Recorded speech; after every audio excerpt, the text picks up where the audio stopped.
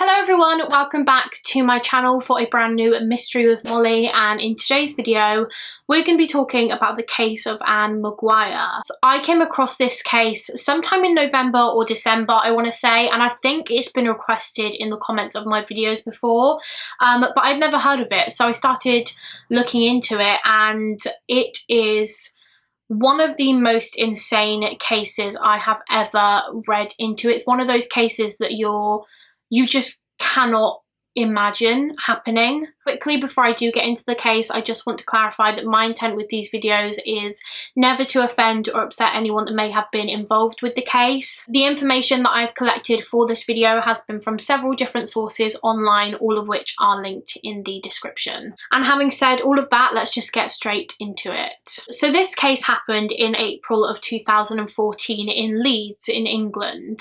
And this is Ann McGuire. She was born on the 5th of April 1953 and she was 61 years old when she died.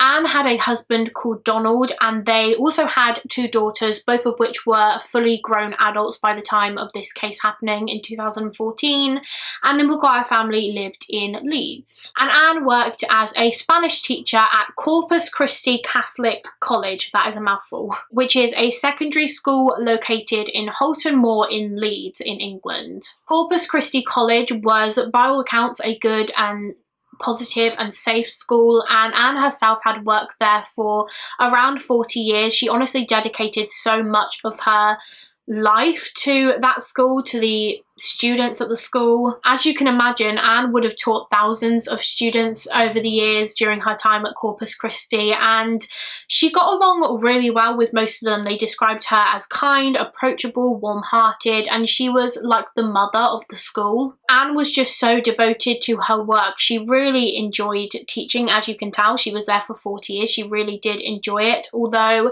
at the time of this case happening in 2014, Ann was due to retire in just a few months because she was 61 years old, and like I just said, she had spent 40 years at the school, and so she was planning on retiring in a few months. As I mentioned earlier, this case took place in April of 2014, and so for the 15/16-year-old students, their GCSE exams would have been approaching pretty soon, and so they would have began preparation for that. And in preparation for these exams, Ann, as a Spanish teacher, would hold extra kind of Spanish revision sessions so that the students could go to her and get some extra help or extra tuition before their exams. And one of these pupils that would go to these revision sessions and had Spanish lessons with Ann McGuire, Mrs. McGuire, was 15-year-old Will Cornick. Now, before I go any further with this case, I'm just going to give you a little bit of background information about Will Cornick, because you'll come to see that he is very important in this case. So William Cornick was born on the 26th of June 1998, and from what I could gather online, he had a pretty normal, happy upbringing. He had good parents, and his family described him as a loving and caring person who got along really well with his older brother and younger stepbrother. They had a really close brotherly relationship. Will's parents did split up when he was around 6 years old, but apparently this separation wasn't, bad. They weren't arguing all the time. They still had a pretty good relationship, and this didn't seem to affect Will or his siblings in any way. Both of his parents were still very much involved in his life and in his siblings' lives. The family was still quite a close unit. They were loving, they were supportive, and in general, Will seemed to have a pretty good home life. He had a pretty good upbringing. Will also did pretty well in school. He had a very good attendance record. In fact, I believe his attendance was 100%, and he was also very intelligent. His teachers described him as being very bright. He also seemed to get along really well with the majority of students and teachers at the school. In fact, just a year before this case, Will's Spanish teacher, Ann McGuire, wrote in his school report that he was a bright and conscientious student. He could sometimes be a little bit shy and awkward around other students, but in general he had friends, he had good friends, and he just seemed like any other normal pupil. However, this would soon change when Will began telling his friends and the other students about his dislike for his Spanish teacher, Mrs. McGuire. Now, his friends naturally didn't really think much of this at all. When Will was saying he didn't like Mrs. McGuire, they didn't really think it was that strange because, you know, a lot of students have teachers that they don't like in school. I know that I definitely had teachers that I wasn't too keen on in school, and that is obviously completely normal. So when Will would tell his friends that he didn't like her, they didn't really think much of it. But no one really knew why Will Cornick didn't like his Spanish teacher, Ann McGuire. There were a few things that happened between them that I'm going to talk about now, but to be honest, they're pretty normal student teacher things, if that makes sense. So in February of 2014, Will Cornick didn't do his Spanish homework, and so as a result of this, Ann McGuire put him in a detention, which again is a very normal thing. You don't do your homework, most of the time in school you will get put into detention. However, as a result of this detention, Will couldn't actually go on this school trip, which I think was to a bowling alley, and he was really keen on going. He really wanted to go, but because he was put in this detention, it would have meant that he couldn't go. But this didn't stop Will Cornick. He actually defied his teacher, Ann McGuire, and he went on this trip anyway. Of course, he was punished for this, and he was placed in an internal exclusion, which basically meant that for one school day he was placed in a room on his own doing his work rather than being in the normal classroom environment with other students. He was just in a room for the entire day on his own doing his work. I also read on one source online that the reason that Will Cornick didn't like Ann McGuire was because she wouldn't let him drop his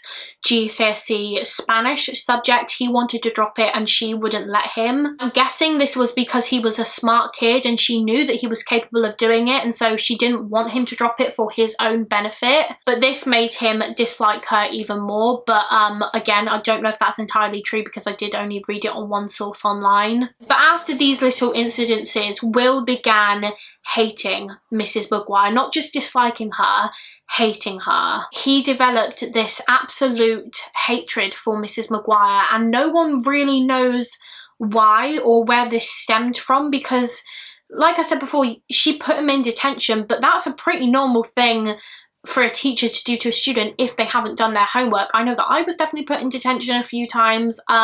Most children at one point in their school life will get put in a detention for some reason or other. So no one really understands why he had this intense hatred for Mrs. McGuire, but this hatred soon turned deadly when 15-year-old Will Cornick began telling his friends and other classmates and pupils that he wanted to kill his Spanish teacher. In the weeks and months leading up to Anne's death, Will Cornick would constantly message his friends from school on different social media platforms, telling them how much he hated Ann McGuire and how he planned on murdering her one day. In one of these messages to another student, Will wrote, "As long as she is alive, I'll be depressed, sad and angry, so there's only one thing to do." In another message he wrote, "I'm not looking forward to tomorrow. We have McGuire and I want her to perish." Another message that he sent to one of the other students said, "So if I kill McGuire on Tuesday in school, will you bail me out?" According to a few sources online, Will told at least 10 students of his plan to kill Mrs. McGuire, and apparently only one of these students actually told another teacher about it. But these students later said that the reason they didn't tell anyone was because they never thought that Will was serious. Will had a very dark sense of humour. He would often, you know, joke about death and just inappropriate things, and so they never ever thought that he was serious. They never thought that he would actually go through with what he was saying. But also, Will didn't have a violent streak. He never had been in trouble, I don't believe, for, you know, violence or aggression before. He didn't have a criminal record. He'd never been involved with the police, so that's also part of the reason that they didn't think he was serious, because they didn't think that he had that in him to actually murder someone. But Will would send these messages about how much he wanted to kill Ann McGuire daily. His hatred for her literally consumed him and consumed his whole life, and it's just so disturbing to think about because, like I said earlier, a lot of students dislike certain teachers, don't get along with certain teachers, and that's normal. But to want to do your teacher serious harm and even consider murdering them is just insane. And he just could not get over it or let it go. It became pretty much the only thing that he would talk about or think about. On one occasion, a classmate of Will's asked him if he intended to go to prom, and Will said no. And when this classmate asked why, Will said that he wouldn't be at prom because he intended to kill Ann McGuire before then. And after he said that, he also asked this same classmate if he could film it on his phone when he does. Although Ann McGuire wasn't the only one that Will Cornick wanted to kill, he also expressed how he wanted to carry out a triple homicide. He also intended to murder his head of year teacher and also a science teacher who was pregnant so that he could, in his own words, kill two in one. But to start, Will had his sights fixed on his Spanish teacher, Ann McGuire. He was determined to kill her, and on the 28th of April 2014, that's exactly what he planned to do. That day was a Monday, and according to Will's family, the weekend before this, he appeared to be completely fine. He was his normal self. He was laughing and joking with his family. He was just having a good, normal weekend. No one could have predicted what was going through his mind, what he was planning to do the following Monday, because he seemed completely normal. There was nothing about him that seemed out of the ordinary. Then on that Monday morning, on the 28th of April, before school, he went to his mother's house and he actually stole a few knives from her kitchen, and he put these knives in his school bag, and this was his murder weapon. This was his chosen weapon that he was going to kill Ann McGuire with. As well as these knives, he also stole a bottle of whiskey which he planned on drinking after the murder to celebrate what he had done. Will then just headed off to school, and the other pupils said that he seemed like his normal self that day. He was calm, he didn't seem nervous or on edge at all. One of the other students at the school, who was quite friendly with Will, remembers asking him that morning if he wanted to play cards. Will said no, and he declined this offer, and so this same boy asked him if he wanted to play cards tomorrow morning instead, but Will responded by saying that he wouldn't be in school tomorrow morning. This boy obviously didn't think much of it when Will said that he wasn't going to be in the next day. He just assumed that maybe he was intending to skive or pull a sickie. But in actual fact, Will said that he wasn't going to be here because today was the day he was intending to kill Ann McGuire, and so obviously he wouldn't be in school the next day. Later on in the day, Will went to his Spanish lesson, which was of course taught by Ann McGuire, and Will was all ready and set to carry out his plan. And he was so confident. He wasn't nervous at all. He knew exactly what he was going to do, exactly when he was going to do it, and he even went so far as to show the other classmates the knife in his bag, almost like he was showing off and bragging about what he was about to do. But once again, even though Will was literally showing these students the knife in his bag, none of them for even a second thought that he was serious and was actually going to go through with this, because it seemed so out of his character. He had never been violent or aggressive before. He never displayed, violent tendencies. None of the other students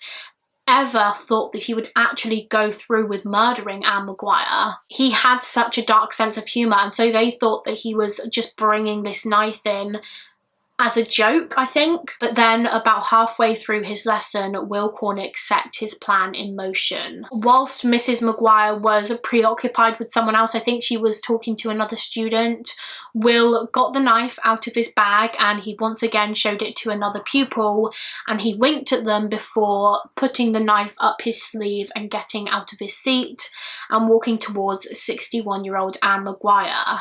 The knife that he used was 21 centimeters long, and I believe he was either behind or to the side of Anne when the attack started, so she couldn't see him coming. She would have had no idea what was going on. Will then began stabbing Ann McGuire repeatedly, mainly in her back and in her neck, and in total he stabbed her 7 times. And one of these stabs actually went straight through her jugular vein in her neck, which they later determined would have been the 3rd stab wound that she sustained. Ann tried desperately to get away from Will, and she ran out of the classroom and into the hands of another teacher, Susan Francis, who was the head of languages, and she said to Susan, "He stabbed me in the neck." Susan could actually hear Ann's screams, and she took Ann, who at this point was obviously bleeding very heavily, into another room. At this point, Will was still following them with the knife in his hand. He wasn't done with the attack. He wanted to continue stabbing Ann McGuire. But Susan managed to get Ann in another room, and she actually pushed her foot against the door so that Will Cornick couldn't get in, although he did try to push the door open, but Susan just kept her foot there, and eventually he gave up and just walked back to the classroom. Susan later said in a statement that she saw Will's face through a glass panel while she was in the room with Ann, and she described him as just looking emotionless. There was no expression on his face. It was like he was wearing a mask. Whilst Susan was in this room with Ann, she was just cradling her whilst Ann was led on the floor, obviously bleeding to death, and she was just trying to comfort her as much as she could. But Susan said that Ann knew that she was dying. You could just see it in her face. The colour was going from her, and so Susan just told Ann how loved she was.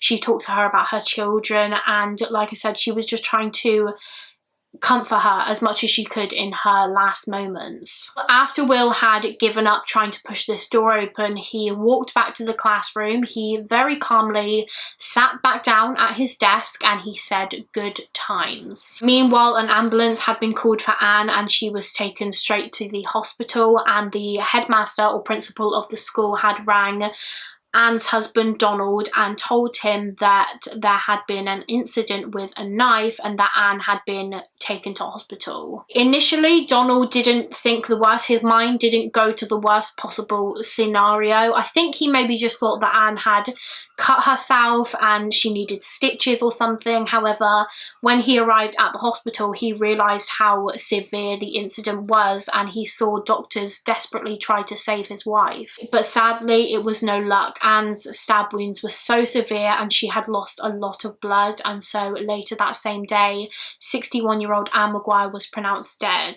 As you can imagine, Ann's death sent just shockwaves throughout the local community, throughout the school. Her death was so violent and aggressive, and it had been caused by one of her students. There had never been another case like this before in Britain where a student had murdered their teacher in their own classroom. So immediately after the attack, the police were of course called to the school to arrest Will Cornick, and as I mentioned before, he was surprisingly very calm. He didn't try to run away or anything like that. He just patiently waited for the police to arrive. And when the police did arrive, the first thing he said to one of the police officers was, "What's your favourite movie? And also, what's your favourite adrenaline sport? I love adrenaline sport." I believe he also asked for some ice for his hand because he had hurt it during the attack. And it was just so crazy to police. Here was this 15-year-old boy who had just brutally attacked his Spanish teacher, and he was asking them what their favourite movie was and what their favourite sport was, as if none of that had just happened. He wasn't even acknowledging what he had just done. He didn't care. There was no remorse or concern for Ann McGuire, who at this point was fighting for her life. Anyway, Will Cornick was taken into custody, and at this point the police were just trying to work out what had happened and why this had happened. You know, Will was a bright kid. He was intelligent. He had what appeared to be a normal and happy life. He had loving parents, a good upbringing. Nothing could have indicated to anyone that he was capable of carrying out such a brutal attack.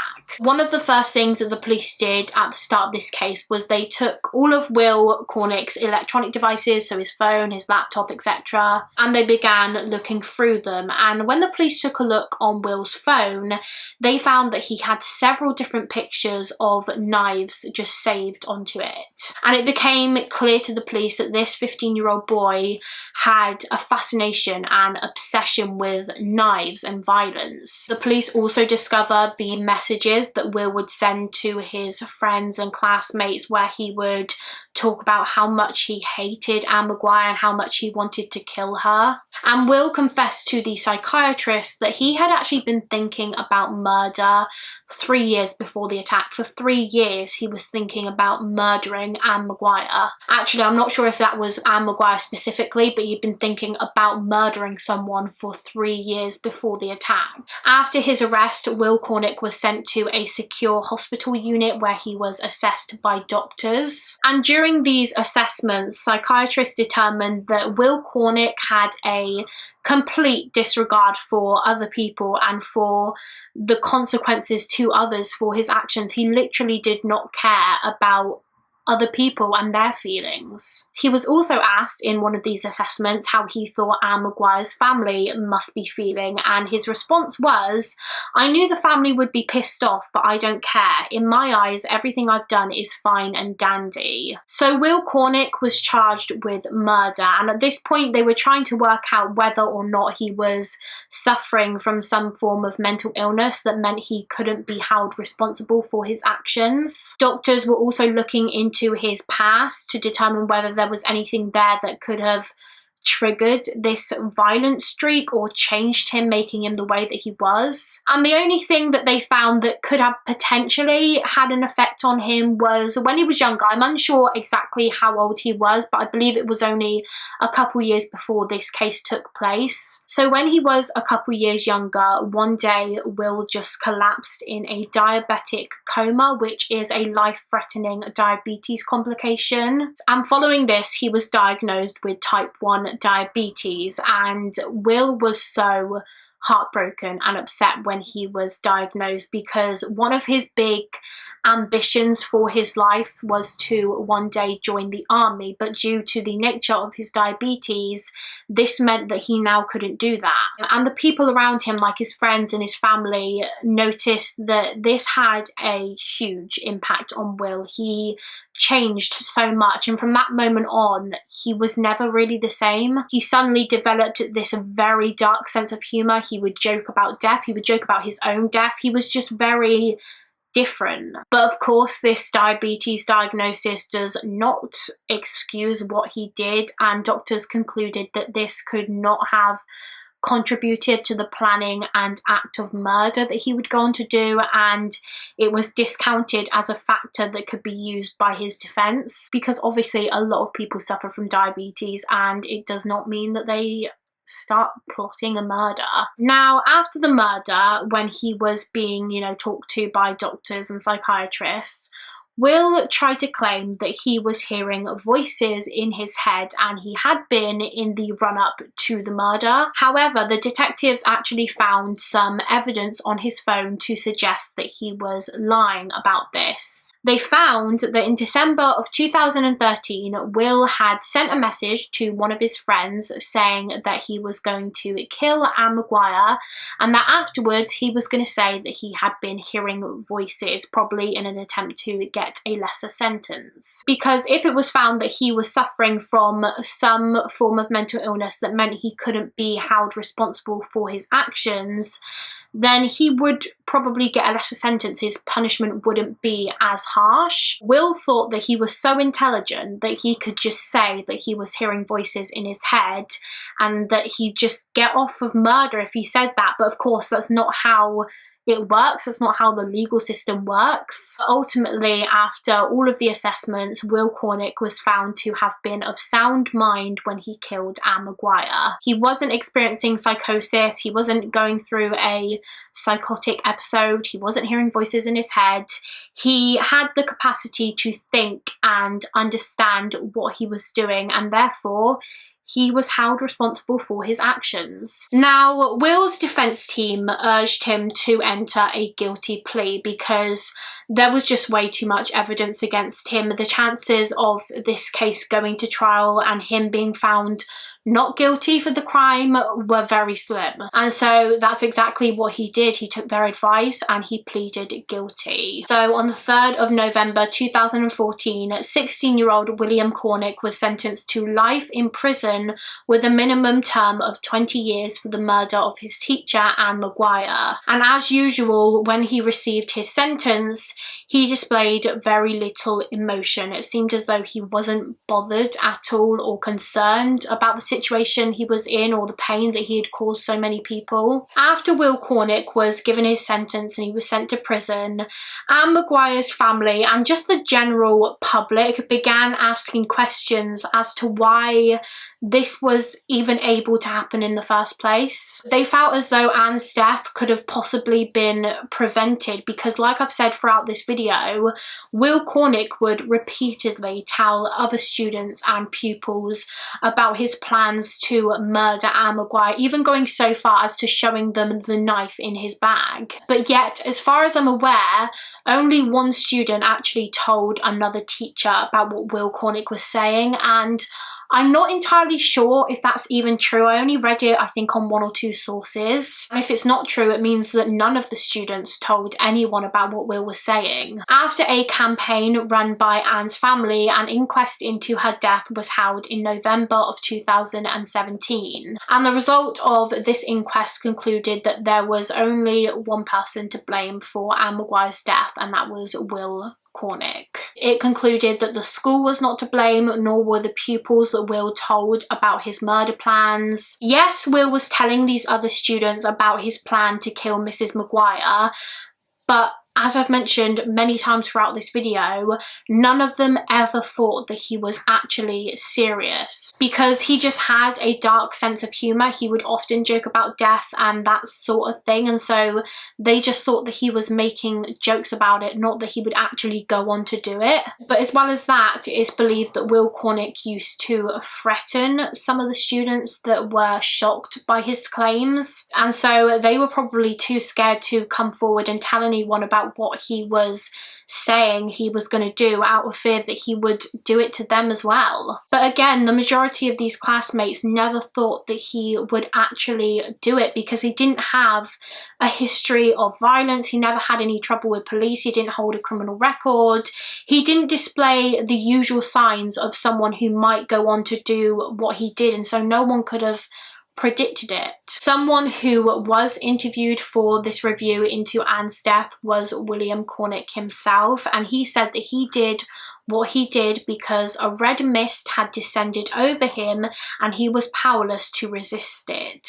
During this interview, there was still no remorse or empathy from Will Cornick. He never once apologised for what he had done. And at the time of this case taking place, Will Cornick was obviously only 15 years old, so he was actually too young to be diagnosed as a psychopath. You have to be 18 years old to be diagnosed as a psychopath. However, psychologists have said that he does display the traits and signs and characteristics of psychopathy. And that is pretty much the end of this case. Will Cornick is, of course, still in prison to this day.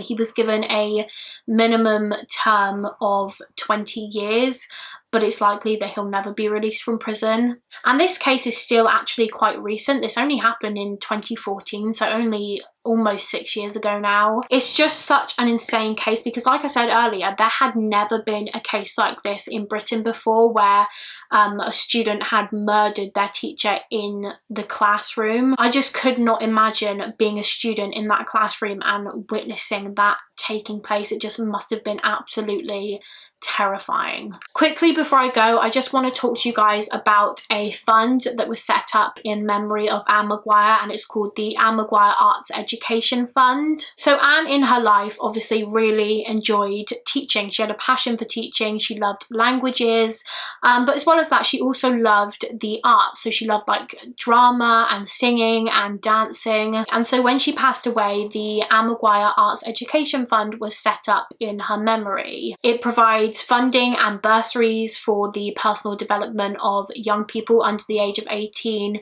who are interested in the arts and languages, all subjects that were really important to Anne in her life and were really close to her heart, and it's all done in her memory. So if you want to check that out and find out some more information about that, then I will leave a link to the fund website in the description of this video. You can also donate to the fund. I will be donating, so if you are able to, I'm sure that that will, you know, be really appreciated. And yeah, that is the end of this video. Please do give it a big thumbs up if you enjoyed it, and do subscribe if you haven't already. Quickly before I go, I just want to give a special shout out to the members of my Patreon page. Thank you so much for your support, guys.